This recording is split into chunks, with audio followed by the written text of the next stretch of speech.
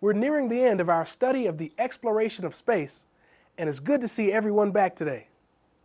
Some of the material has been more difficult than others, but you've mastered the challenging concepts by breaking the information into manageable pieces. By now, you should be able to put all this information into a big picture. Now let's move on to the current status of the International Space Station and future of NASA. We've looked at the U.S. manned space program and the space shuttle.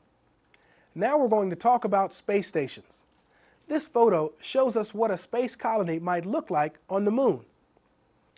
During this case study, we're going to examine the way stations in space station history, the Skylab space station, the Apollo-Soyuz link-up, early Soviet space stations, Europe's space lab, the International Space Station, and beyond. American pioneers moving across the desolate plains in their covered wagons took advantage of remote settlements and frontier forts dotted across the landscape. These outposts were oases of safety and resupply before they moved on into the wilderness. Very early in the space age, visionaries dreamed of establishing similar outposts in low Earth orbit and beyond to serve as way stations or even remote settlements for astronauts exploring the high frontier. We'll look at how space stations have developed from the first American and Soviet stations to the current International Space Station. NASA wanted to understand the challenges of lengthy space flights. What would happen to astronauts after several weeks, months, or even years? The U.S. would need a space station to answer these questions. Skylab was the first U.S. space station where people learned to live and work in space. Here's a view of an astronaut inside Skylab. In order to put the Skylab into perspective, we should note that it was a single module spacecraft that was launched by the Saturn V rocket. We'll talk about the International Space Station soon, but it's good to know that initially NASA planned to construct the ISS in orbit using over 40 space shuttle launches. If the Saturn V rocket were used, it would take only 4 to 5 Saturn V launches to place the entire mass and volume of the ISS in orbit. So the Saturn V rocket was big. The Skylab space station was a single module launched on one Saturn V rocket. After the success of the Apollo moon landings, the U.S. developed a program called Skylab, which would serve as a follow-on to the Apollo program. With Skylab, which was an Earth orbit space station constructed largely from spare Apollo hardware, astronauts would go from visiting space to living there. Skylab was launched in May 1973 and was home to 3 crews of astronauts from 28 to 84 days at a time. This photo is an overhead view of the Skylab orbital workshop in Earth orbit. The space station is contrasted against the pale blue Earth. With as much living space as a very small house, Skylab crews would spend up to 3 months operating an astronomical telescope to study the sun, special cameras to photograph the Earth in selected wavelengths of light, and other experiments designed to study the behavior of materials in weightlessness. The astronauts would also study themselves during medical experiments. In low Earth orbit, the Skylab space station could also provide a laboratory and an observatory, a control center for space operations, a spacecraft launching platform, and a way station for trips to the moon and the planets. We've already looked at some of the shuttle's challenges for maintaining crews in space, but many of these systems were tested on Skylab first. Here you can see astronaut Charles Conrad Jr. in the shower facility for the Skylab 1 and 2 space station clusters. The shower curtain is pulled up from the floor and attached to the ceiling. Water flows through a push-button shower head attached to a flexible hose and is siphoned off by a vacuum system. The combination of home, workshop, and observatory is referred to as the cluster. The cluster consisted of the orbital workshop, airlock module, multiple docking adapter, and the Apollo telescope mount. The workshop had 2 large solar panels and the telescope mount had 4 narrow solar panels. You can see here an artist's concept of the Apollo spacecraft docked with Skylab. The orbital workshop, shown here, was the main part of the Skylab in which astronauts lived and did much of their work. The airlock module contained the port or opening used for doing extravehicular activities or spacewalks. The multiple docking adapter contained the console for operating the telescopes in the observatory. The Apollo-Soyuz mission marked the first ever international crewed mission and was a milestone for improved U.S. and Soviet relations.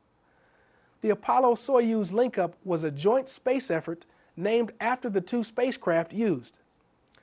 A new standard docking module was developed to safely join two different spacecraft designs. The two spacecraft had already been designed and flown successfully. However, the docking module was a unique challenge for the Americans and Russians.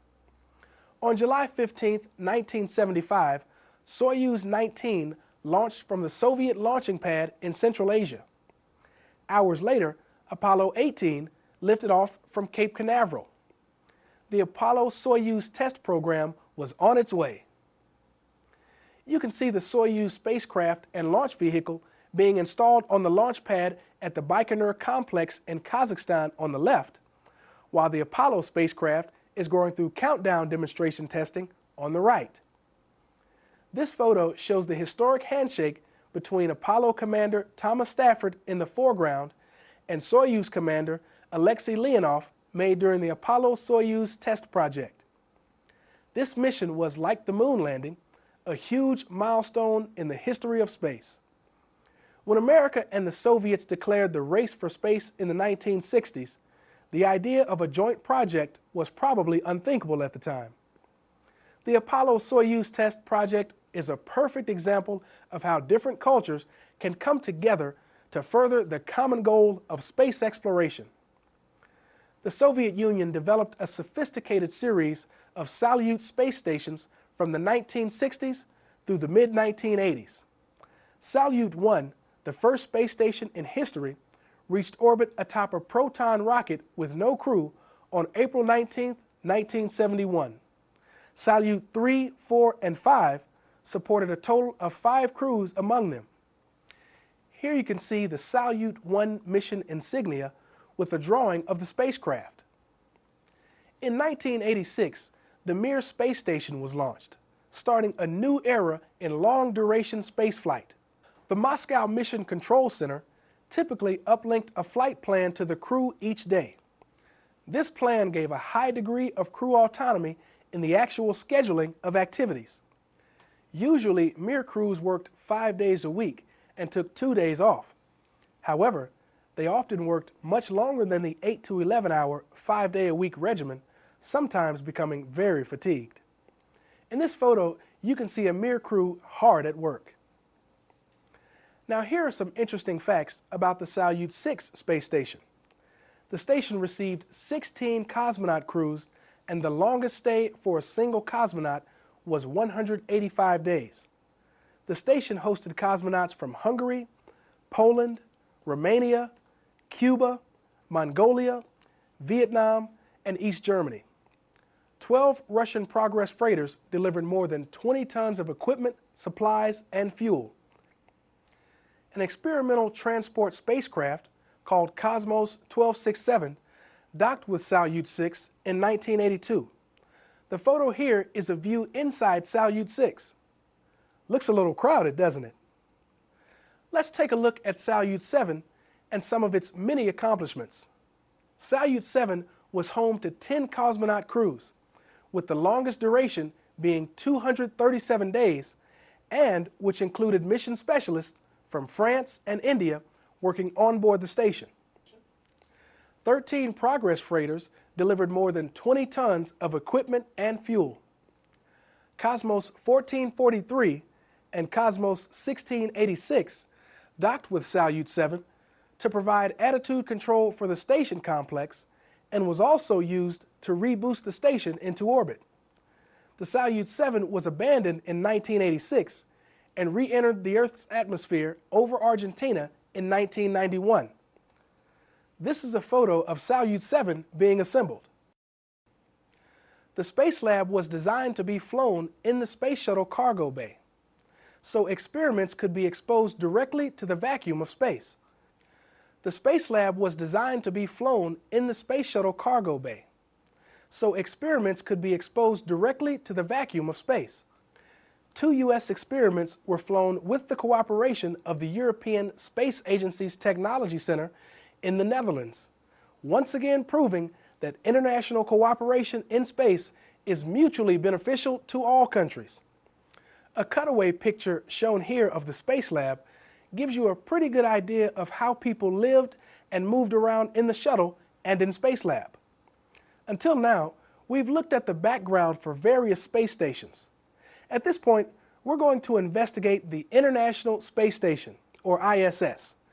The ISS is the largest, most complex international space mission ever undertaken.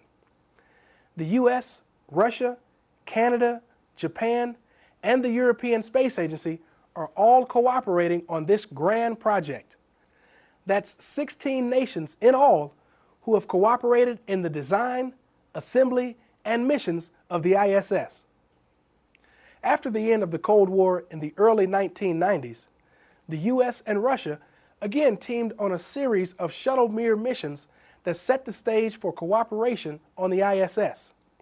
7 U.S. astronauts spent a total of 32 months on board Mir, with 28 months of continuous occupancy since March 1996.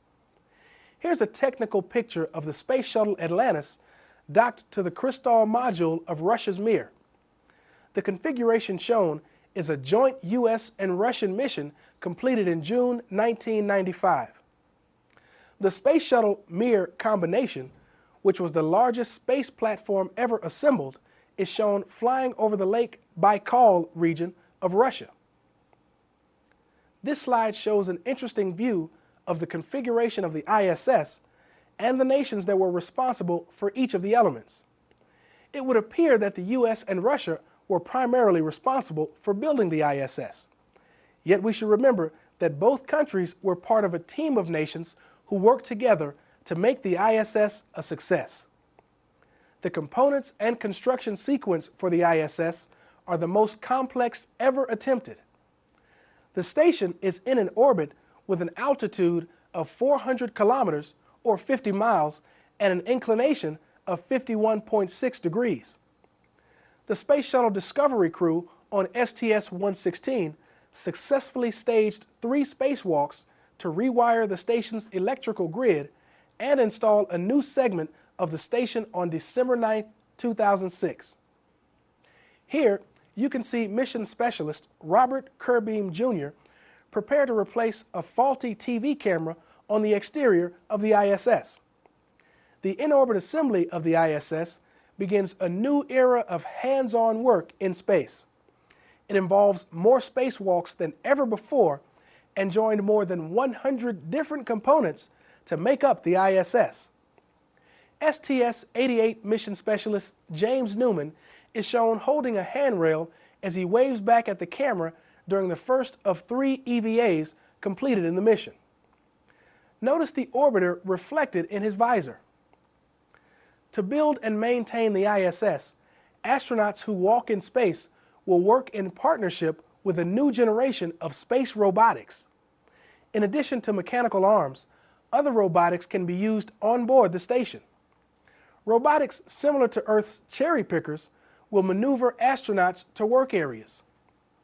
Astronauts will complete thousands of experiments on board the ISS in protein crystal growth, tissue culture growth, life in low gravity, flames, fluids, and metal in space, the nature of space, Earth observation, and space commercialization.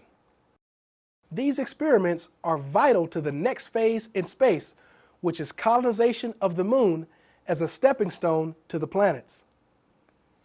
ISS operations take place at NASA's JSC in Houston, Texas. And like the Space Shuttle's Operations Center, the ISS has similar controller positions, such as the flight director, the Capcom, who is the link between the crew in space and the ground crew, guidance and control, the EVA, the surgeon, and the public affairs officer. A host of others play key roles in the overall operation and success of the ISS mission. In fact, each of the spacecraft subsystems that we discussed has a flight controller associated with them. These people are typically responsible for the design, development, operation, troubleshooting, and overall control of their systems. Managing ISS operations is like conducting a large orchestra. The conductor can do nothing without the exceptionally talented people that know their instruments better than anyone else. Could you see yourself working on a space mission operations team? The ISS will be a focus for space research for many years to come. Although the ISS is not yet complete, visionaries are starting to think about space station plans far beyond ISS. Mission planners are beginning to explore the vast possibilities of using the Earth-Moon libration points as staging locations for large observatories, interplanetary missions, and even space stations. We've just mentioned the term libration points. Let's talk about that now while we look at this diagram. The Lagrange libration points are curious points within the Earth-Moon system where the gravity of each is canceled out. The L1 point may one day serve as the location for large space stations serving deep space observatories and as a way station for interplanetary missions. There are 2 points in space that seem to be the best locations for eventual sophisticated space colonies. These points are designated L4 and L5, named after Joseph Lagrange. The Lagrange point would be a precise location around which space colony structures could orbit. This orbit within an orbit is necessary because of the gravitational influence of the Sun. Let's think about the future for one moment. Why should permanent space colonies be built? There are some very good answers to this question. Materials processing and manufacturing can take place without polluting the Earth's environment. More unique and better products can be developed in space. The space colony approach could lead to people's existence in other solar systems that do have habitable planets, and space is a new and different frontier. Okay, answer these questions and help your fellow students if they have a problem. We've had a very exciting section where we talked about the history of space stations, described Europe's space lab, explained the mission of the International Space Station, and talked about the scientific research that takes place on board the ISS. We've reviewed the living and working conditions in space and identified some benefits of having future colonies in space. Now that we've completed our course on the exploration of space, we hope this is just the beginning of your exploration. We hope you'll stay current by reading newspapers and magazine articles, checking the internet for space information, and talking with your friends and teachers about the wonders of space. Maybe some of you will accept the challenge and help us continue to expand our knowledge and use of space.